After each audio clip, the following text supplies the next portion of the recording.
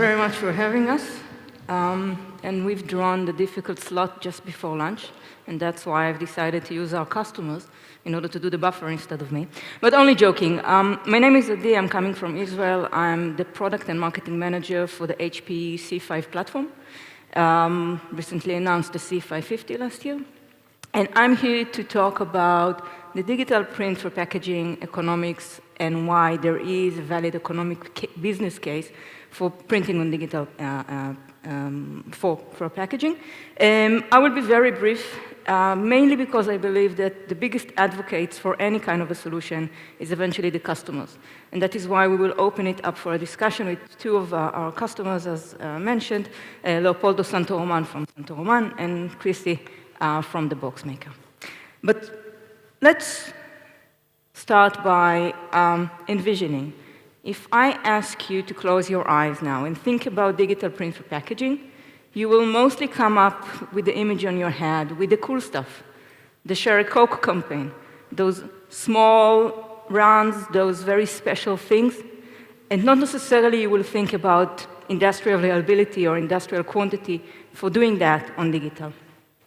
You will likely also think about the fact that it will be quick, because digital is agile, and the time to market is faster, and the whole concept of print what you want, when you want it, when you need it, allows you also to improve your supply chain costs and business for that. But you will also say, and Javier did a great job of explaining why, it is very expensive. Because usually what you think about is the direct ink that goes in. And yes, I agree. Digital ink, whether it's UV or water-based, doesn't matter, is significantly more expensive compared to flexo ink, for example. But it's not the only element. When you're thinking about your production cost, you have to look on the end-to-end variable cost. And that is ink, that's a part of it, but it's also labor. And Dario gave a very interesting deep dive on how labor is changing and why we as an industry need to adapt to that changes. But think about how many, this is an offset picture, but think about flexo. It needs 3 people to operate. When we're talking about digital, and I don't know the details of all the digital vendors out there, but specifically for our solution, we're talking about half the manpower that is required in order to operate a press. And that also benefits you on the cost side. But one of the main things that people constantly forgot to talk about is the plates. And let's take an example. This application, it traveled a long way with me, so it's a little bit crooked, but you can have a different variation up here. You have a customer that wants 20,000 boxes of these. 20,000 boxes is not short run. It's a reasonable and meaningful quantity. When you're looking on your tooling in-house and you want to optimize your current media and die lines, you decide to nest it on a 6-up, which means that you don't need to print 20,000 sheets, you need to print 3,400 copies only. Is that a short run? Is that a long run? Where does it make sense to print that thing? And when you take into account ink and plate and labor, and calculate how it will look like on your flexo, this is the cost curve that you get. And if I will add the digital cost curve here, you will see that the break-even is exactly what you need. Sorry, so you see that the break-even is over 6,000 copies, and you need less than that. So all in all, when you take everything into calculation, it makes sense. But now you will tell me, yeah, but he's a repeating job, and I'm using the plates a few times, so you need to cut down the plate cost because I have repetitions. And I will come to you and tell you, but you can have better offering for him. Instead of reusing the same design and not innovating in any kind of way, what if you are able of giving him a solution that allows you, without plates, of course, to give him variability? And I know I had a few discussions with customers, and one of them told me, okay, this is nice and the math might work, but eventually I'm rolling the tooling into my customer. I'm not even paying for the plate. So I don't care about all this math. I'm looking on the in cost, and as I agreed, in cost is significantly higher. But then it goes out of the variable cost discussion into your overall fixed cost. Why? Because plate is not just the plate itself. Plate is storage for the plate. Plate is the person who needs to manage the plates and bring them on time and take them back. And plates is cleaning. And cleaning is water. And if you think about the amount of water that is being used by the industry in order to clean between jobs, you suddenly think, there's something in it. So my point is that there are a lot of hidden costs that we are not thinking about when we are thinking about the cost or the digital cost versus the analog cost of production.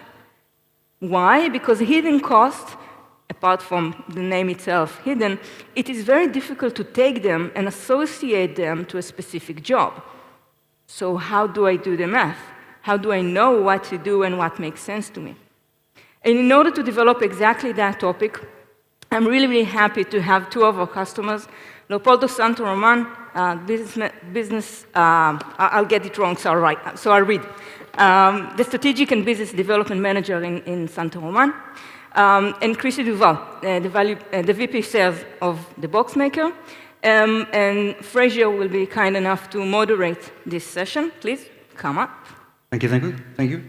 So, yeah, I mean, you've been really good here, Adi, because you're bringing us two nice customers, Christy and Leopoldo. Bring us a couple of nice customers, I'll sit in the middle, and you're being really open about it, because you said, listen, Fraser, you asked the questions, and maybe they'll disagree with what you just said.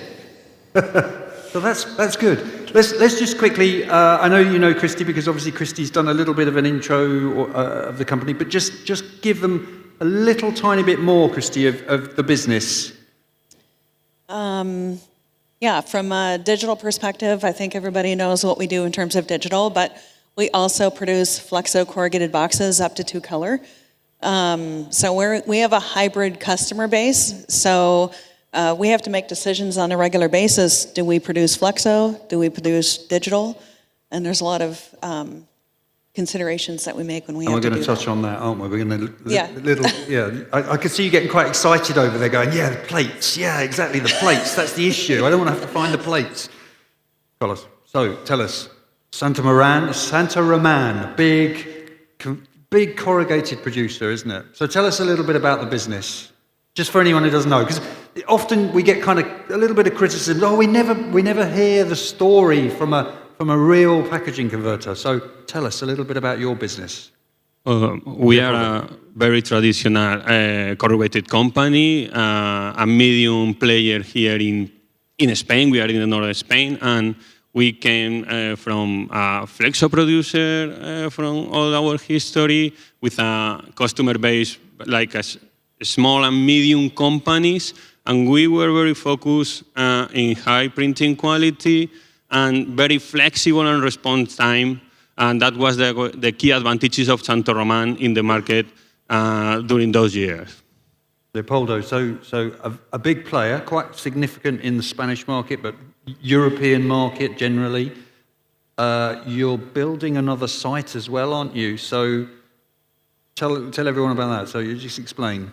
Yeah, we are very old, 150 years old company, and now we have 2 factories in the north of Spain, and we are building the 3rd one because since 2018 and because of COVID, they accelerated everything. The corrugated market in Spain and in the whole of Europe just boosted a lot, and we now are building and investing because we are lack of capacity. And to be able to give the flexibility that we want to offer to our customer, we need to invest in capacity, and we are building the 3rd plant right now in the same area in the north of Spain. Right. Brilliant. We'll dig a bit deeper about the corrugated market in a moment. I just want to kind of go back to what Adi was talking about. She was very clear about kind of the point at which costs start to work on digital. So do you agree with her on that? Do you sense that in terms of your own processes, that's right, the numbers she was talking about, We've been working with digital, with single pass digital from more than 2 years right now. And the numbers that Adi was showing, we realized it testing when we installed the C500.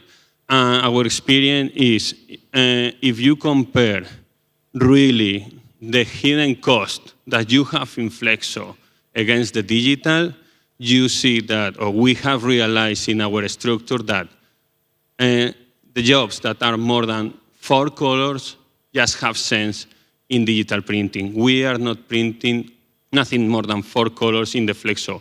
Why? Because of setup times that we have in Flexo for this kind of job that are very high. The skillful operator you need in the machine just to have to run a proper job. Then, of course, during the running in Flexo, you have small stops to readjust that everything is correct, the printing place, the inks, everything, so on. Then you go to digital, and you see that the setup time is 2-3 minutes. You don't need a very skillful operator because all the job is done in the pre-press department. Then you run the first sheet, and all the production is the same. You don't have to stop to check every 5 minutes to see if the job is correct. So when you really analyze everything, not just the number in the Excel sheet, you realize that digital is more competitive than you think compared with Flexo. Thank you. Christy, so slightly different business, isn't it? Slightly different. So are you thinking in a similar way when you are given a job? I want to dig a bit deeper with you around your customers and decision-making process internally. We'll talk a bit more about what they're asking for, but on a kind of purely economics approach, is there a point at which you're looking and go, right, let's look at the numbers here? Yeah, I mean, historically, we would work with purchasing teams and supply chain, and they're always fixated on the cost on the purchase order for the specific box. And now we start with working with marketing and operations teams to look at the overall impact to the cost of the client's business, not just the line item. To your point, Leopoldo, about the hidden costs. Yep. As long as we're talking to a broader team within the customer, it becomes a relevant conversation and the economics make sense pretty quick. You know, not only the plates and the tooling, you know, we have digital finishing, the disposal, but brands are launching new products all the time. Yep. You don't have the same product life cycle where a product would sit on the shelf and have the same graphics for a couple of years. Things are getting rebranded every 6 to 12 months. Yeah.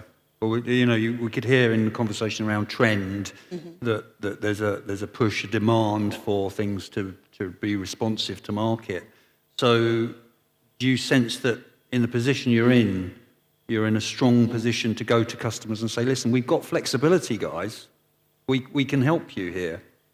Yeah, most of our customers are, most of them have started out regional. They're small to mid-sized brands and they're emerging. We're still a family-owned, independent corrugated converter.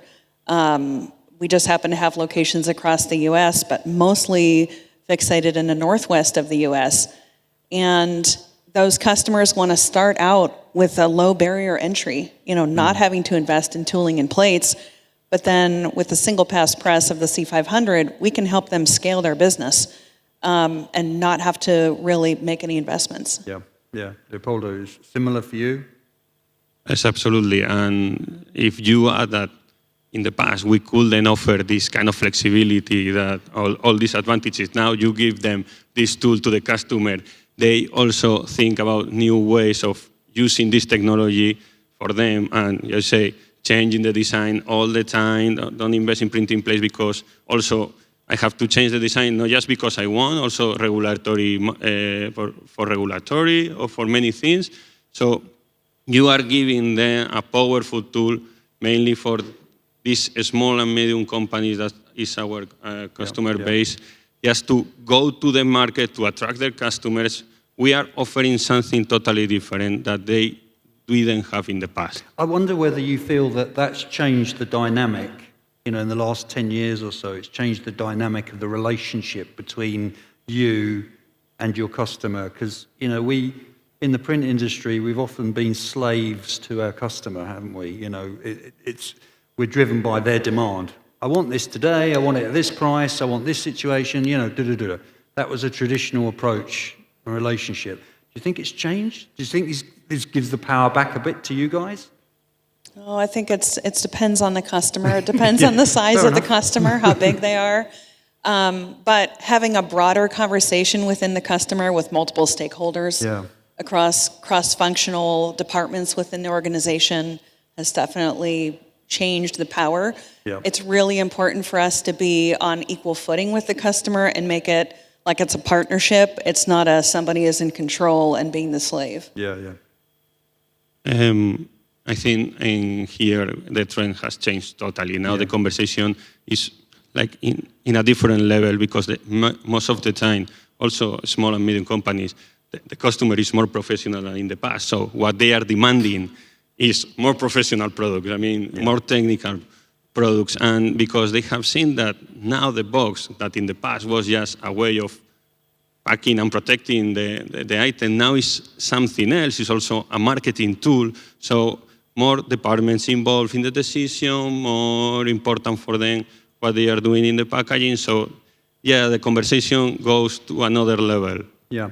We did a podcast quite recently with you and I and Adi, and you talked a little bit about the saving in terms of water, and explain that. So there's a cost savings in terms of the water production used in print process?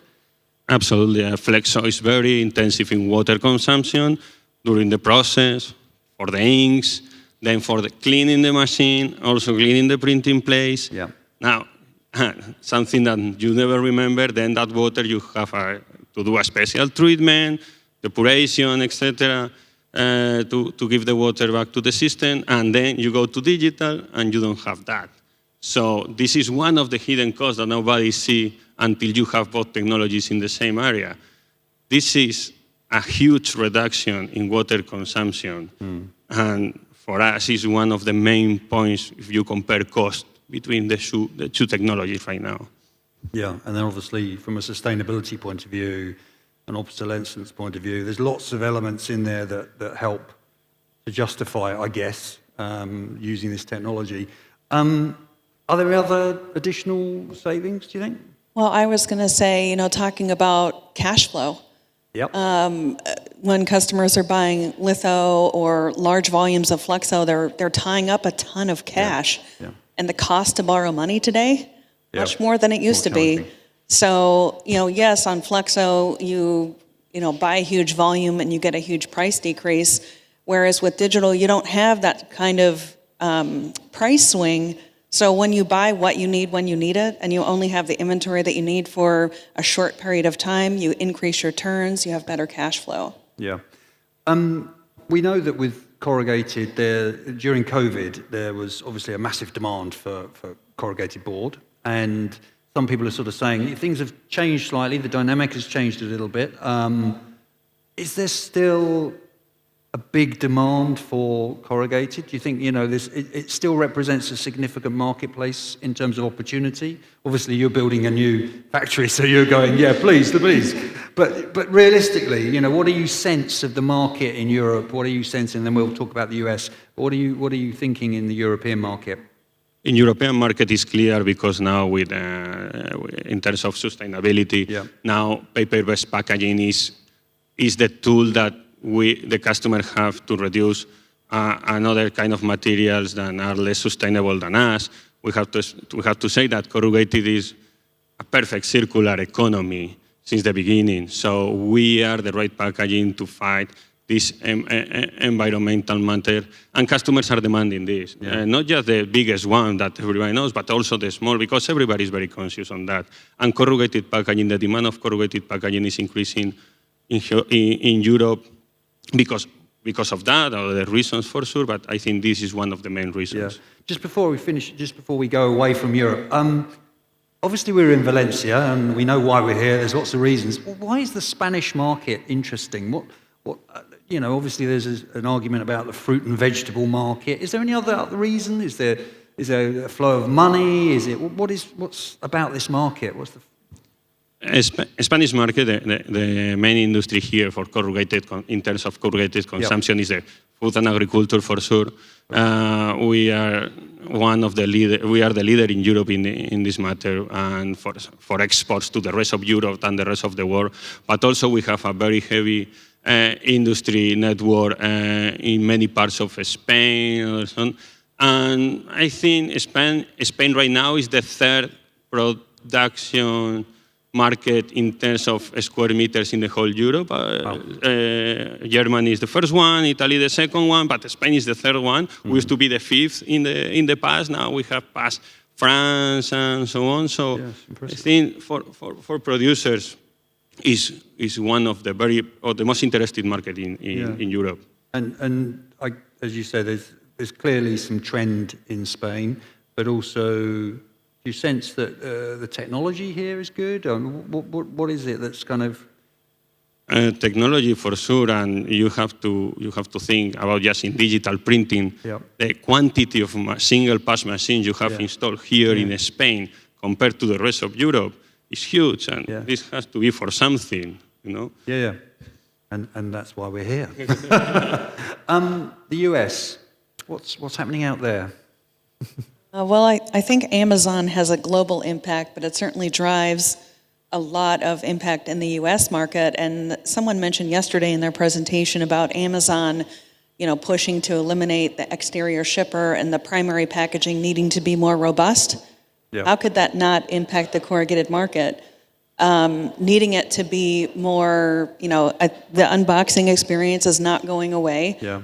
Coming out of COVID, people still order so much product online. It's still a completely different experience to go into a store today. Yeah, and we've seen examples, haven't we, of where boxes have been printing inside and outside. People are being cleverer, with what they're doing. So yeah, completely get that. Just finally, because we're kind of talking to an audience a lot of the audience are technology producers. And I'm not suggesting that you would go anywhere else other than HP for your technology production. However, I'm always interested if you were kind of sitting there and thinking, what I'd really love is for my technology to do this as well. Is there anything that you kind of think is missing or might be really, really clever from the point of view of digital print that maybe it's not doing at the moment, or maybe you wish it would do in the next 2 years? Either of you. That's a big question. Yeah, I know. Well, I like the idea that we might think of something that no one else knows about. Mm-hmm. So you give us a secret. You say, well, actually, it would be really good if we could do this. I don't have a specific end result in mind, but I think thinking about your customer, your printer and converter, and what are they going to need in order to serve the brands. Yep. And thinking about the effects of your decisions and your products a couple of steps downstream, and then how that impacts the consumer experience and what that's going to look like in the next 3 to 5 years. Yeah. That doesn't seem like that's not far away, but it's going to come really quick. And consumers' demand is going to continue to change. Yeah, and we've kind of been shocked by things like Dario's comments about where the world is going. We sit here as a sort of certain generation thinking that we got it all right, and then thinking, well, actually, the world behind us is doing something very different. So I guess what you're saying is just we need to tune in to the consumer market as much as anything else, the trends that the consumer market are offering. And try to anticipate what might be next. Yeah. Because that's how you're going to gain customers. Your customers being printers and converters is to be 1 or 2 steps ahead of us and talking about those things so that we're prepared. Yeah, sure. Leopoldo, did you want to add anything? No, I agree. I totally agree. I think what we have to do, the digital providers together with us, with the producer, is to change the trend, to teach to the final customer what are the advantages of digital, just to increase the demand, to see what the kind of things they can do it with this amazing technology, because now it's a big effort to change the mind of most of the customers. Yeah. It's a very long process, and at the end, when they realize what they can do is when they say, okay, you were right. But I think we have to push the trend to move to the digital, to show the advantages, all the things we can offer them, and then maybe finally this technology can grow at the speed they have to do it. Yeah, and I think we would all agree with that, wouldn't we? Everyone in the room is kind of behind that. Did you want to add anything else? Oh, I was just going to say, I also thought that Javier made some really good points this morning about, just needing to, being a hybrid customer and, needing to make those decisions and the CapEx expenditures that come into play when you have to make an investment in digital. Just listening to his presentation made me realize within my own company, because having been at the box maker for 18 years and we've been a market leader for such a long time, I can't imagine what it's like to not work at a market leader, but also understanding it was almost 2x the amount you have to spend to keep up with digital as opposed to analog. So we need to make it easier as an industry for more printers and converters to be digital, because that's going to drive us all forward. Yeah, that's probably right. Anything else from you, Leopoldo? No, yes. I think the final comment is digital is growing slow, and in converters like us, it's not a matter of we are not innovator at all. For sure we are. It doesn't matter if we are traditional industry. We want to innovate, but things go slow because sometimes also for us it's difficult to understand all the advantages, everything that we are explaining here. And for sure, I see a very bright future for digital in corrugated industry, but we have to see what is going to happen with the rest of the process, because now it's just digital, the printing area, but what happened with the rest? It has to follow the same trend, just to use all the advantages that this technology has. But I think in a few years we will see also the rest of providers improving this area also. And Let's hope so. We'll see what happens. Let's hope so. Guys, thank you very much. Adi, thank you for putting forward a couple of your customers and presenting a very good case for the cost economics of it. Guys, thank you for you all for being with us this morning. We thought we'd have lunch outside because the weather's quite pleasant and the sun is shining, and it's so nice to be in Valencia. So thank you to you, and thank you to you.